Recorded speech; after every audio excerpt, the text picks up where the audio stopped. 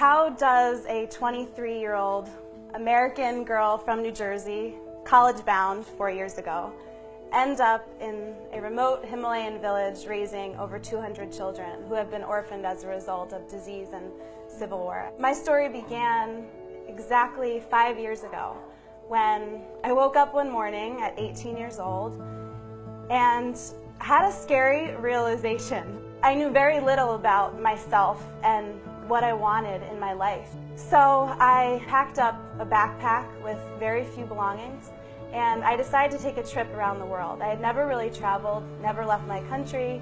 All of a sudden my whole world opened up. There was so much to learn and so much to discover outside of the walls of a four-walled classroom. I was walking down the road one day when I locked eyes with this little girl. Her name is Lalkota. Her job every day was to take loads from the bus park all the way into the villages, and she'd go back and forth all day. She'd make $1, $2 in the day to feed her family. This is the life of a Nepalese orphan. I looked at her and I saw every single piece of myself. And I was devastated. I thought, what have we done as a human family that our children are living this way?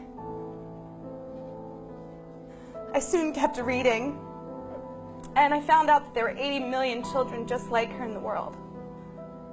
And I was devastated. And then I met one particular girl. Her name was Hema, and this is Hema here.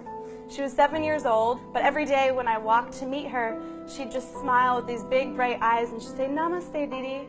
And I thought for the first time, okay, Maggie, forget the 80 million. What if you just started with Hema?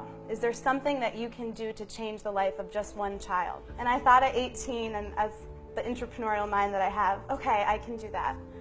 What if I just supported the education of this one child? How would her life change? And this is Hema a couple of weeks later. I put her into school and followed and tracked her progress. But the sad thing was that I didn't think it was enough. There were kids that didn't have homes and families, and they were orphans. And one day I had this idea. I found a piece of land, and it just happened to be $5,000. And I wanted to build a home for orphan kids, a home and a school and a base. I called up my parents and I said, "Can you send me over my $5,000 of life savings?" I had saved up from the time I was about 6 years old, every penny. I babysat starting from the time I was 12 to when I was 18. And sure enough, they wired over that $5,000, and I bought my first piece of property in Nepal.